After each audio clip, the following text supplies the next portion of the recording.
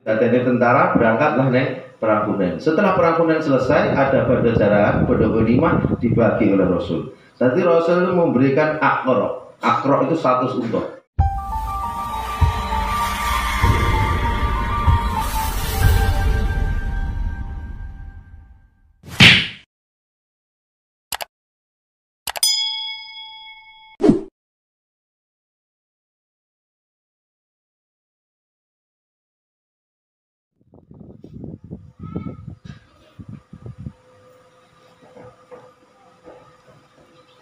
Assalamualaikum warahmatullahi wabarakatuh.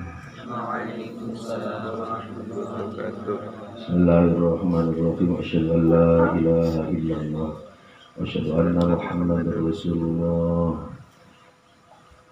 Asyhadu an la ilaha illallah wa asyhadu anna Muhammadar Rasulullah. Asyhadu an la ilaha illallah wa asyhadu anna Muhammadar Rasulullah. Astaghfirullahaladzim. Astaghfirullahaladzim. Astaghfirullahaladzim. Innallaha ghafurur rahim.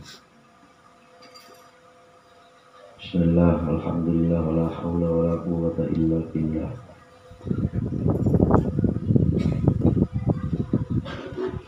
Bismillahirrahmanirrahim. Allahumma salli wa sallim ala sayyidina Muhammadin salatan taj'aluna bihal istiqamah tata'uhal karamah wa taksyurna biha bi'adatika sholihin bisa'adati wal karamati fid dunya wal akhirah wa ala alihi wa sahbihi wa barik wa sallim. Allahumma arzuqna rabbi fahman nabiyyin wa hifdzal mursalin wa ilhamal malaikatil muqarrabin fi afiyati ya arhamar rahimin. Ya hadratin nabiyil mustafa sayyidina Muhammadin sallallahu alaihi wasallam wa ala alihi wa azwajihi wa dhurriyyatihi wa ahli baiti wa ashabihi wa jami'an ummatihi khususan ila hadratis syekhina Syekh wa ila hadratis syekhina al-imam al-hafidh al-faqih Abi Zakaria Muhyiddin Yahya an-Nawawi thumma ila jami'i man hadir fi hadal majlis syai'un lillahi lahumul fatihah.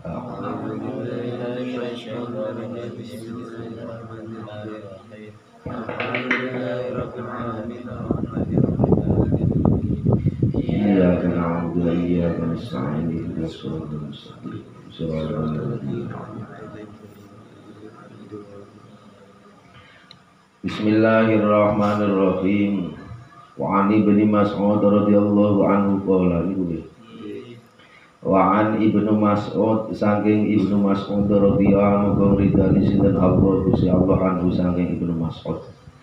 Qala ngucap sapa Ibnu Mas'ud lamma kana semangsane terjadi apa yaum Hunain perang Hunain antara milih sinten Rasulullah sallallahu alaihi wasallam nasan ing pira-pira menungso fil qismatin ing dalam bagian penjojaran fa'aqba mongko paring sinten Rasul al-Aqra ing Aqra bin Habis mi'atan ing 100 minal ibili saking unta wa a'talan paring sinten Rasul Uyainah ing Uyainah bin Hisn itla dzalika ing padane mengkono mi'atan minal ibil wa a'salan paring sinten Rasul nasan ing pira-pira menungso min asyrafin kang tetep saking bangsawane Arab min asyrafil arabi kang tetep saking bangsawane wong Arab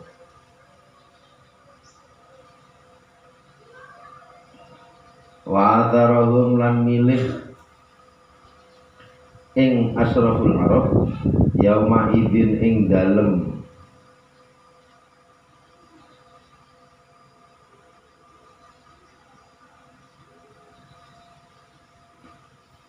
nalikane iki dumduman fil qismati ing dalem dumduman faqala mongko yauma idzin ing dalem nalikane iki fil qismati ing dalem dumduman faqala mongko ngucap sapa rajul gremeng sapa rajul wong lanang Allah demi Allah inna hadhihi sak temene iki dumduman iku qismatun dumduman ma'udila kang ora den gawe adil fiha ing dalam qismah wa ma uridulan ora ngarepake ingsun fiha ing dalam qismah Wa ma uridulan ora den karepake fiha ing dalem kismah wajhallahi ing ridane Allah. Faqultu mongko matur ingsun wallahi demi Allah. La ukhbiranna yakti nyeritakake ingsun nyeritakake tenan ingsun Rasulullah sallallahu alaihi wasallam fa ataiduhu mongko nekani ingsun ing Rasul.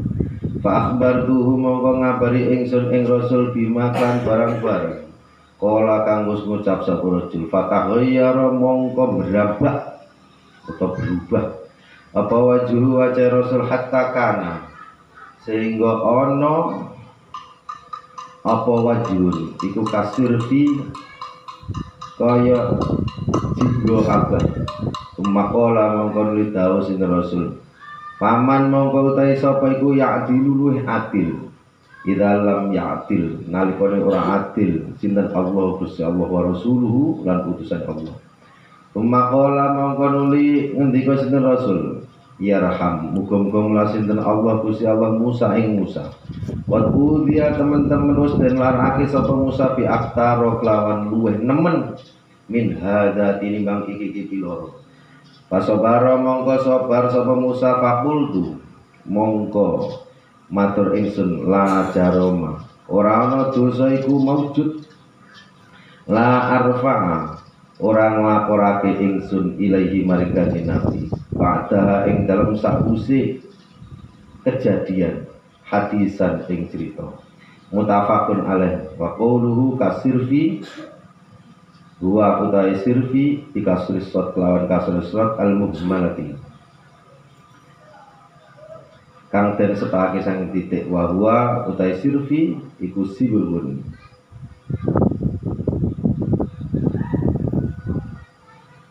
celupan lulang ahmarun kang abang. Hadis nomor 18 diceritakne sang Ibnu Mas'ud. Suatu saat setelah kejadian perang Hunain itu perang yang dilakukan setelah Fathu Mekah. Artinya pembebasan tanah Mekah sabar itu pembebasan yang daerah-daerah kecil yang lain. Fathu Mekah Rasulullah SAW menika nggawa pasukan 10.000. Zaman itu 10.000 udah luar biasa. Setelah Rasul zaman neng Mekah kuwi mau hijrah ke Taif atau Madinah menyusun kekuatan dan diridhoi oleh Allah Subhanahu wa taala sampai mencapai kemenangan ditandai dengan Fathu Mekah. Fathu Mekah mau terbebasnya kota Mekah dari belenggu orang-orang kafir. Ya, terbebasnya kota Mekah dari belenggu orang kafir. Monggo ketika Fathu Mekah itu terjadi, orang-orang kafir kumo padha berbondong-bondong masuk Islam. Turune ayat idza jaa nasrullahi wal fath wa ra'aitan nasa yadkhuluna fi dinillahi afwaja fasabbih bihamdi rabbika wastaghfir. Ketika datang pertolongan Allah dan terbukalah kota Mekah. Wa ra'aitan nasa yadkhuluna fi dinillahi afwaja, dan engkau melihat Muhammad sallallahu alaihi wasallam orang-orang pada berbondong-bondong ketakutan masuk Islam. Fasabbih bihamdi rabbika wastaghfir.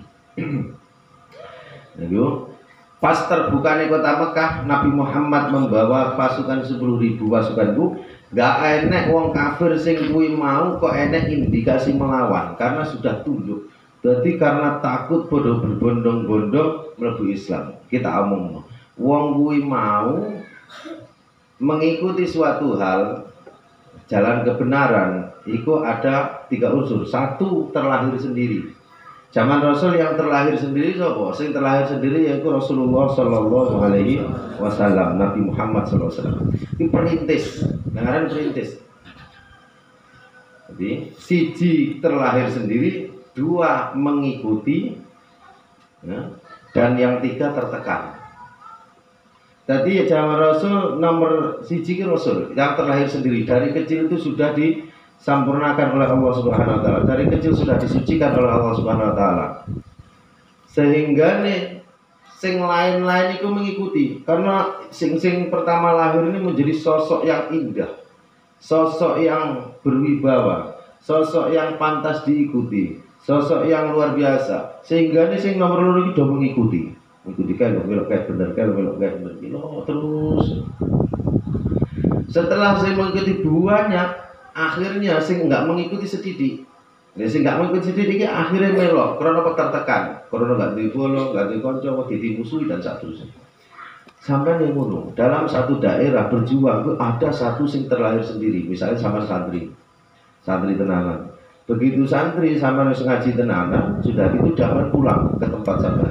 Jadilah zaman sosok yang indah, sosok yang berwibawa, sosok yang akhlaknya bagus, sosok yang bisa dipercaya, sosok yang membawa ke harkat martabat agama. Jadi santri ngono. Jadi santri kita di sosok yang membawa harkat martabat agama. Artinya apa? Agama itu harus bermartabat di tangan kita. Paham? Agama kuwi mau harus bermartabat di tangan kita. Makanya dari santri itu kreatif. Kreatif ki piye? Kreatif kuwi mau yo umume wong yo kerja, lan golek duit yo sing apik. Ora santri ngemis wae. Kan santri dibelajari ngemis wis gak cocok. Santri itu dibelajari kerja. Makanya napa teng mriki niku enek kerjasama pondok pesantren karo warung-warung. Tadi pondok modali duit, warung sing ngedolne nanti dibagi hasilnya. Lho santri kudu yo tatak, enggak buru dunya nemen-nemen. Kula yang ngono.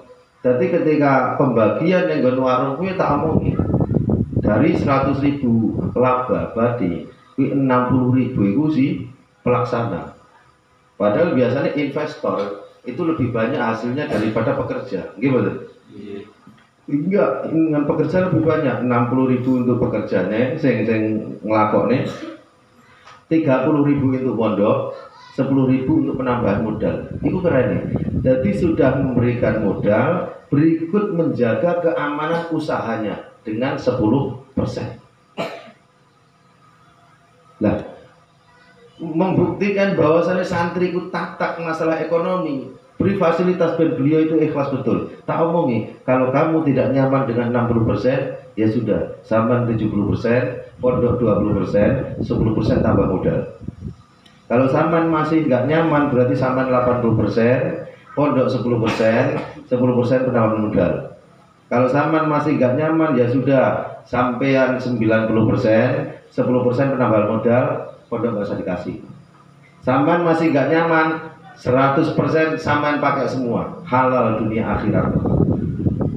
Kalau neng akhirat kok malaikat arep ngurusi tak dang-dangi. Karena apa memang halal. Lah faktanya ketika dikonono malah nggak mau ngasih 30%, malah ngasih 40%. Dari 100.000 pondok kasih 40.000, 60.000 di WK beliau. Ada lagi bahkan yang ngasih 50%. Padahal tak mau di PKB nggak apa-apa.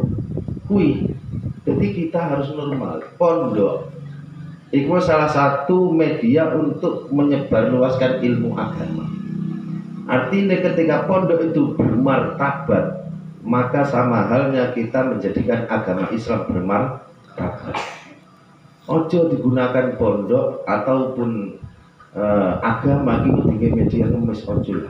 Walaupun kita berjuang ojo sembrono sama dari santri. Harapanku nek mau berjalan pondok iso modali sama-sama sing balik atur. Sama sing balik atur tak kei modal buka warung. Supaya ne opo? Ya supaya santri iki mau modal ora berilmu tok. Termasuk modal skill. Makanya sampean di sini pernah saya suruh cari dana. Pernah? Enggak pernah toh? Enggak pernah. Karena pokoknya awal dhewe iki mau agama Islam itu bukan masalah amar ma'ruf nahi mungkar saja, tapi masalah li'i'la'i billah, untuk memasburkan, memakmurkan, memartabatkan agama Islam. Kuwi dieling-eling tenan dadi santri, makanya enggak seneng dadi santri ngemis enggak seneng. Piye carane lah santri itu cukup. Enggak ada zaman Nabi Muhammad SAW itu ngemis tidak ada. Kanjeng Nabi itu buka gelar apa?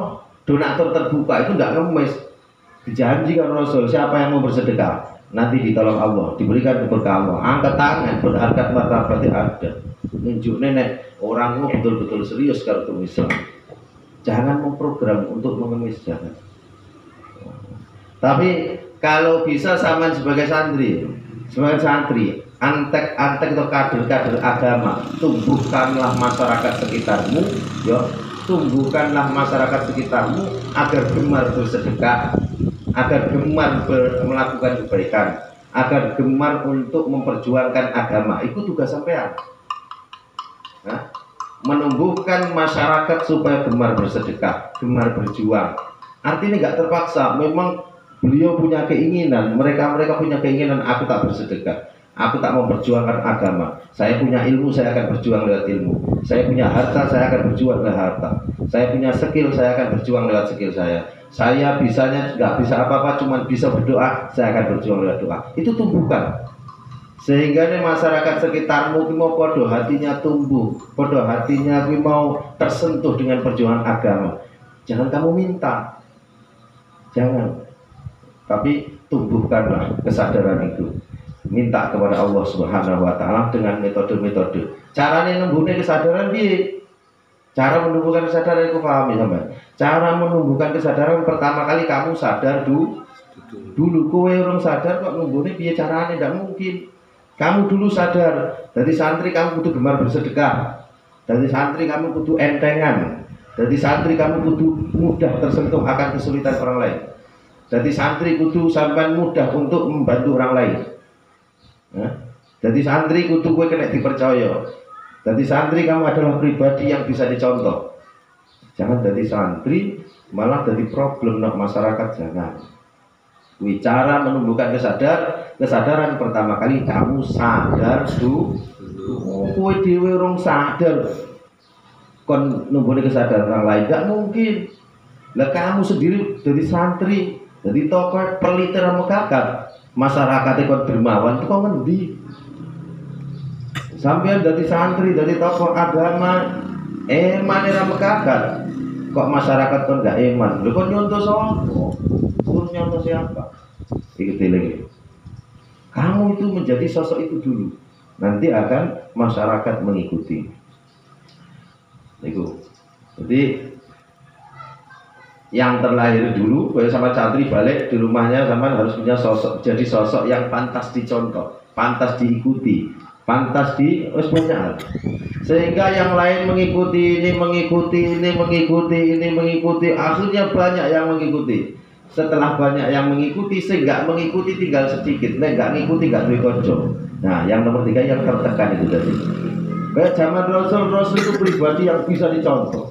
Rasul itu pribadi yang luar biasa. Rasul itu pribadi yang nyaman ketika kita bersanding dengannya. Sehingga yang lain Sayyidina Abu Bakar, Sayyidina Umar, Sayyidina Utsman, Sayyidina Ali, banyak sahabat-sahabat mendekat terus dan diberi pertolongan oleh Allah Subhanahu wa taala. Sampailah kui mau terjadi Fathu Mekah. Makanya ketika Fathu Mekah, idza jaa nasrullahi wal fath, ketika datang pertolongan dari Allah dan terbukalah kota Mekah, wong kafir sing musuhi Rasulullah wis gak duwe kekuatan. Akhirnya berbondong-bondong waraitan sayadkhuluna fi dinillahi afwaja. Dan kamu Muhammad melihat mereka berbondong-bondong masuk Islam atas dasar takut diwedeni. Engko jangan-jangan ketika orang Islam masuk ke situ sing ora ora melok engko dibunuh, padahal tidak.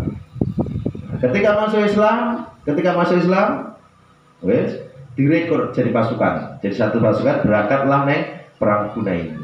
Setelah perang Hunain selesai, bodo jaran oke, ghanimah oke. Nah ini sistem Rasul. Setelah masuk Islam, ya tidak ada tentara, berangkatlah neng perang Hunain. Setelah perang Hunain selesai, ada bodo jaran, bodo ghanimah dibagi oleh Rasul. Nanti Rasul itu memberikan akro itu 100 unta. Padahal dia itu baru masuk Islam.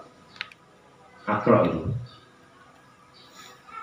Juga diweni neng gene Uyainah juga ngono, akhir masuk Islam sebelum lama. Dan itu tokoh besar ning kalangan orang kafir dulunya. Baru diberikan ibaratnya 100 unta, 100 sapi, 100 wedhus, 100 kebo. Iki diwehne marang wong-wong sing besar-besar ning kalangan kafir saurunge masuk Islam. Sing akeh wae mlebu Islam. Sing akeh wae bisa. Sehingga cara sahabat-sahabat ya ono sing protes. Ning ngene wallahi jadi. Enak wong lanang muni wallahi inna hadhihi qismah ma'udila fiha wa ma'uridu fiha wajh Allah. Padahal sing bagi sapa mau? Sing bagi Rasulullah sallallahu alaihi wasallam. Zaman Rasul ki ono wong sing luwih mulya, rumangsa luwih mulya daripada Rasul. Karena itu ajaran saka Rasul tapi tinggep sakape dhewe. Zaman saiki malah wong rumangsa bener dhewe aja kaget. Rono rene dakwah.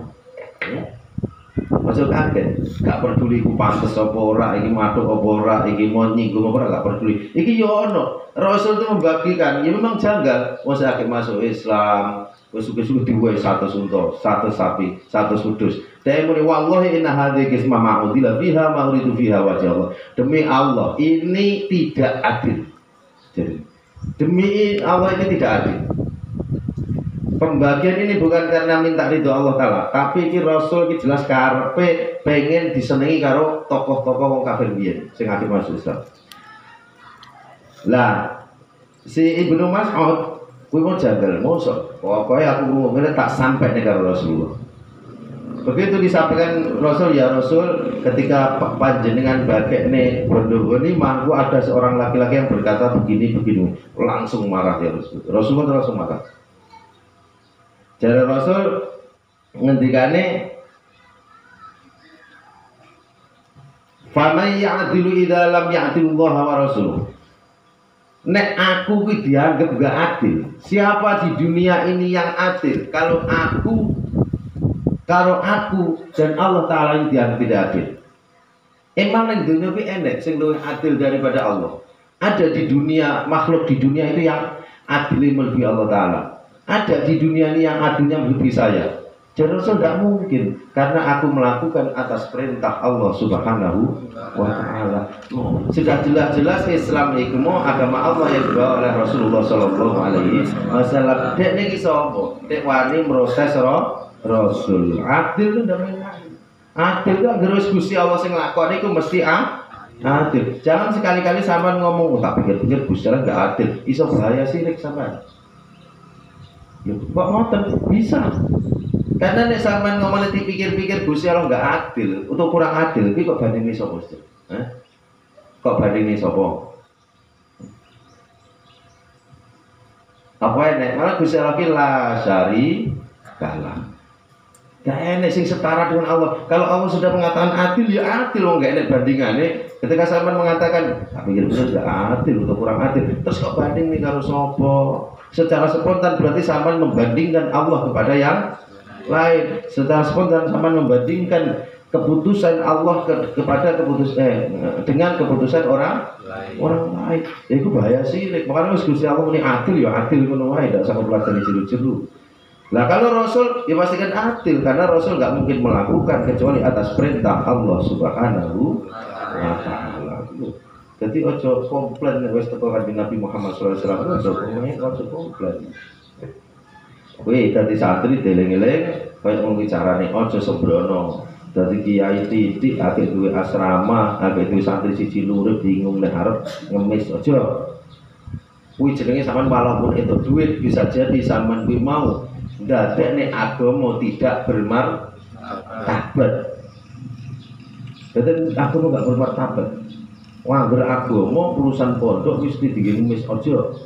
Nek sampean kuwi mau gak duwe duit, wiritan. Wiritan sing pengane megawe gak iso wiritan sing kuat. Gak sah mandek lho. Wis karo Gusti Allah dijuduni dalan. Wa may yattaqillaha yaj'al lahu makhraja wa yarzuquhu min haitsu la yahtasib. Siapapun sing takwa kepada Allah, berpasrah diri kepada Allah, tenanan engko mesti duwe jalan keluar. Wis tok. Kalau sampean memang pribadi yang hebat, pribadi yang baik, pribadi yang salimah, pribadi yang selamat, maka Allah akan menghadirkan orang-orang hebat dalam sektor ekonomi.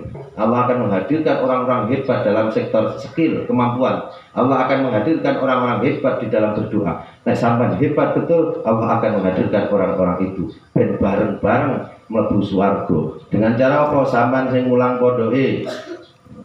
Engko enek wong sugih sing teko tenanan sing mondasi masalah perekonomiane. Wae enek wong sing kuat ning bidang skill pembicaraan. neng skill jabatan sehingga dia akan membentengi apa keamanan pondoke.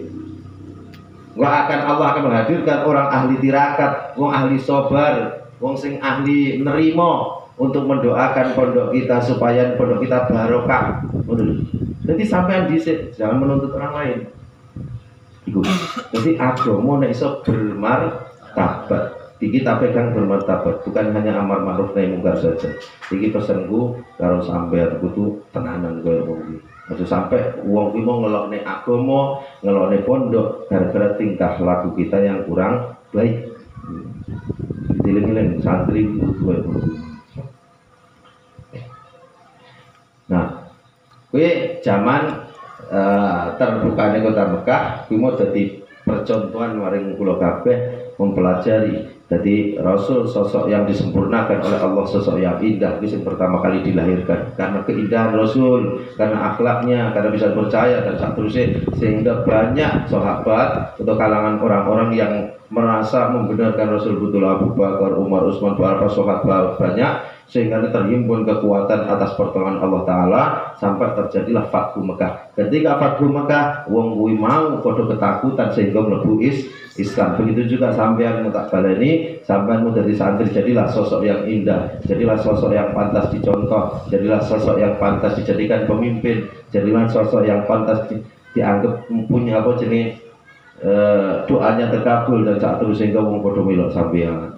Nangku sing rame melok iku dhewean akhire melok pisan sehingga dadi siji kabeh kuwi mau selamat kabeh. Wasiqul ladzina taqaw rabbahum ilal jannati zumara. Wong-wong sing takwa karo Gusti Allah kuwi mau mlebu swarga dengan bergerombol ora dhewe sehingga dadi satu gerombolan. Ning pondok yo ngono.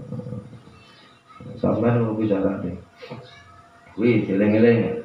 Nek masalah berdilokne, masalah fitnah sebelas ra kaget. Makanya ning kene Rasul ngendikan, "Fataghayyara wajhu hatta kana kasira kasir fi thumma qala fa may ya'til dalam ya'tilullah wa rasuluhu thumma qala yarhamullahu Musa qad udiya bi aqdar min hadza fa sabar fa qultu la jarma la arfa'u ilaihi ba'da hadisan." Dan Rasul, demi Allah, Musa itu setelah disakiti oleh umatnya lebih daripada ini. Semoga Allah mengkasihani atau merahmati Nabi Musa. Jadi Rasul mau ngeredem batin Rasul, mengingatkan kepada sahabat-sahabat bahwasanya nabi-nabi sebelum Rasul itu lebih disakiti dibanding kejadian ini. Makanya kalau sampean jadi santri, kok jadi tokoh agama, motivatornya sampean siapa? Motivatornya sampean itu orang di atas sampean, para ulama, para guru-guru. Di atasnya lagi para aulia, di atasnya lagi para sahabat, di atasnya lagi para nabi. Nek sampean sok berjuang disakiti, dihujat, dilokne, aja nyawang tanggamu, tapi cawanglah para alim ulama terdahulu, sawanglah para aulia, sawanglah para anbiya. Bagaimana para ulama disakiti, bagaimana para aulia itu dihina, bagaimana para anbiya itu dimusuhi. Oh, mereka sabar. Kita juga sabar. Oh, mereka begini. Kita ikuti. Motivatornya itu. Jangan motivatornya tonggoni diri, malah ngejak dulu repot. Wih, hati-hati. Bismillahirrahmanirrahim. Wa an Anas, saking sahabat Anas radhiyallahu anhu qala Rasulullah sallallahu alaihi wasallam idza arada tatkala ning ngarepake sinten Allah Gusti Allah bi abdihi kelawan kawulane Allah al khairu ing kebagusan ajala mongko nyepetake sinten Allah lalu maring abdun al uqubata ing ujian atau siksa fit dunya ing dalam dunya wa idza arada lan tatkala ning ngarepake sinten Allah Gusti Allah bi abdihi kelawan kawulane Allah asyarra ing Allah ansaka mongko ngeker sinten Allah to nahan sinten Allah anhu saking abdun bidambihi kelawan dosane abdun kata wafi sehingga den cukupi sapa abdun bihi kelawan dambun yaumal kiamat ing dalam dina kiamat. Sahabat Anas meriwayatkan Rasulullah sallallahu alaihi wasallam bersabda, "Idza aradallahu bi'abdil khair ajjala lahul uquba fid dunya, wa idza aradallahu bi'abdi syarra amsaka anhu bidzambi hatta yuwafi bi yaumal qiyamah." Iki paham ono tenanan. Ketika Allah menghendaki kebaikan kepada seorang hamba, maka Allah akan mempercepat ujiannya, mempercepat siksanya di dunia. Mempercepat ujiannya, mempercepat siksanya di dunia, sehingga Allah akan menyiapkan kebaikan besok di akhirat. Makanya ning Al-Qur'an lek wadi liudi kohum mirroh mati. Nek kowe iki malah Gusti Allah gawa banyu, Allah mengutus angin gawa banyu dan tumbuh jatuh ke tanah sehingga tumbuh-tumbuhan keluar jadi makanan manusia itu liudi kohum mirroh mati. Supaya kalian ini mau menyicipi, ini bahasa Indonesia menyicipi. Apa? Menyicipi? Mencuplik? Mencoba, ya. Supaya kalian mencoba sedikit dari rahmatnya Allah Subhanahu. Mencoba itu kan ini ya, jajal. Sampai kancamu masak sawadan, jajal telung piring tendang sama kancane. Jajal ki pucukan sendok ki jajal. Karena apa kok bahasan liudhi kohum supaya nyicipi mencoba karena rahmat Allah yang tercurah nak dunia kuwi mau cuman bagian kecil dari rahmat Gusti Allah sing ana ning akhir.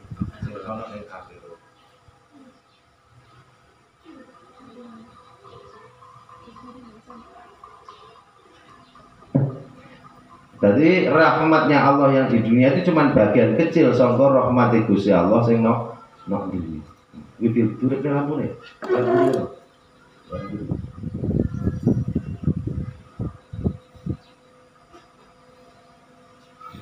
Wih, lagi Kanjeng Nabi ngendikan, ketika Allah menghendaki kebaikan kepada seorang hamba, maka Allah akan mempercepat ujiannya, mempercepat siksanya kuwi nang dunya. Ketika sampai ana kesalahan, ana keluputan, ada dosa, iku cenderung ning dunya ndang diwehno. Ning dunya iki mau ndang diwehno. Makane sampeyan aja heran kok iso dadi santri, dadi wong sing saleh, dadi wong sing tekun ibadah. Kok ujiane ra wis-wis iku biasane goblok sampean. Karena iku ana apa jenenge? Ana solusine. Wa idza aradallahu bi 'abdihi syarra amsaka anhu bi dzambi hatta yuwafi bi yaumil qiyamah. Jadi enek ujiane utawa enek siksane iki cepet ning donya lek kanggo Gusti Allah wong kuwi dikarepne ati. Makanya cara awake dhewe gampang entuk ujian ya aja kabeh. Ben ra entuk ujian pripun?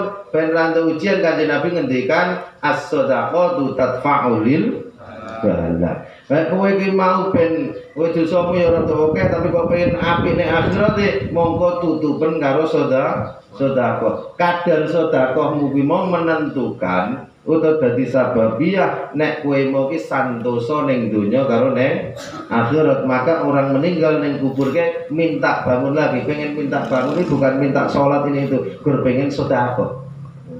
Makanya wong biasanya dosane rada akeh ya. Ibadah oke mau gur sholat 5 waktu dan seterusnya. Kuwi nek sedekah ku kenceng biasane gampang santosa. Didohne sangka balak bilai. Mana wong-wong zaman biyen dididik genduren, dididik apa? Yasinan, dididik manganan dan seterusnya. Kalau sampean kok duwe pondok seneng sedekah. Karena apa sedekah ku melidafil balak dari Kanjeng Nabi. Ben dosane kuwi mau dilebur dengan sedekah. Ben ora dadi balak nang dunya. Wa idza aradallahu bi'abdihi syarra amsaka anhu bidzambi hatta yuwafi bihi yaumil qiyamah. Dan ketika Allah menghendaki wong kuwi mau sone akhirat cilaka, mongko Allah menahan dosanya ditumpuk-tumpuk.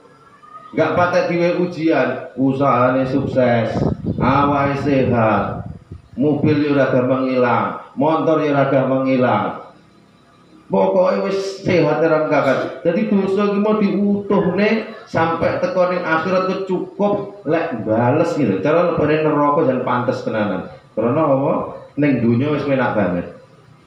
Bahkan wong sing akeh dosane ibadah rene, kuwi meneh ibarate Gusti Allah mengharapkan wong kuwi mau dadi wong ning Allah ning akhirat. Kuwi matine digawe penak. Ya wis penak les.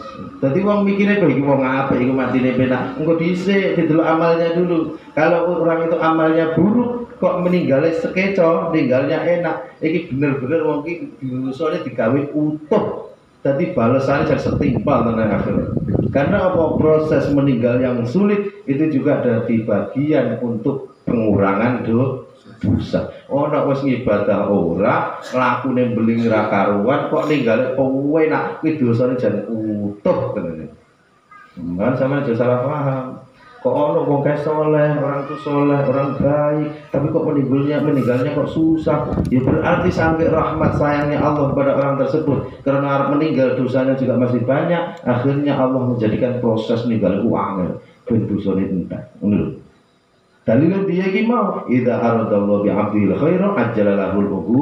Ketika Allah mengharapkan seorang hamba menjadi baik ning akhirate mongko Allah mempercepat siksanya di dunia. Nah sampean rumusnya ben gak dadi siksa ning donya kuwi mau gemaro bersedekah. Makanya wong lek dermawan insyaallah. Wong lek dermawan gak gampang coto insyaallah. Lah aku wis dermawan Pak panggah coto aja lho. Pak aku rumahku wis dermawan panggah coto. Eneng ngumuni ngono kuwi berarti kowe urung berarti kowe urung dermawan. Karena orang dermawan mesti gak muni ngono nggih mboten. Dadi lek ana ngono lha aku wis dermawan lho Pak tapi malah coto uripku. Enenge kowe muni ngono kuwi berarti kowe urung golongane wong.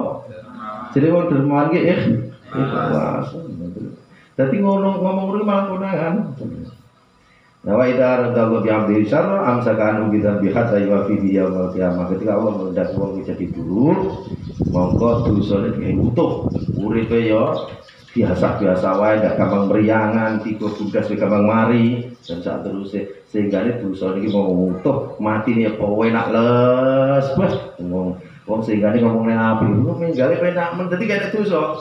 Tapi lah wong soleh wong kan ada sing pekerjaan begitu tinggal angel kayak tinggal ya angel kakak dosa kan. Jadi dulu ada wong dosa ini malah jadi sama sudah salah paham melihat orang meninggal itu dengan ilmu, jangan dengan nafsu. Bismillahirrahmanirrahim. Hadis nomor 20 waqala tausidan an-nabi sallallahu alaihi wasallam inna idzamal jazaa'i ma'a idzamil bala wa inna Allah ta'ala idza ahabba wallahu a'lam bissawab. Ila